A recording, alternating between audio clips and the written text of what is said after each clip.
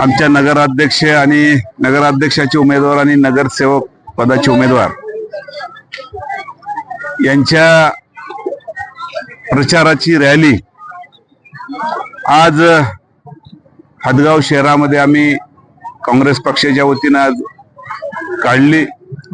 त्या रॅलीला सर्व शहरातून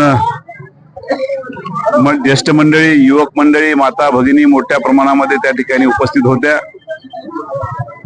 मी हदगाव शहरातल्या जनतेला एवढीच विनंती करतो की येणाऱ्या 2 तारखेला आपण सर्वांनी शहराच्या विकासाच्या दृष्टिकोनातून काँग्रेस पक्षाला या ठिकाणी परत या शहराच्या राहिलेल्या काम करण्यासाठी, सेवा करण्यासाठी संधी द्यावी अशी मी आपल्या माध्यमातून शहरवासियांना विनंती करतो।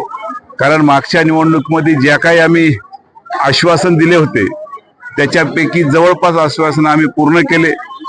अजूनही शहराच्या विकासाच्या दृष्टिकोनातून बऱ्याचशा काही गोष्टी शहरामध्ये करायला लागणार आहेत, त्या सुद्धा येणाऱ्या काळामध्ये आमच्या सोनुले वहिनीच्या माध्यमातून आम्ही निश्चित त्या ठिकाणी पूर्ण करू हे मी आपल्या माध्यमातून सांगतो।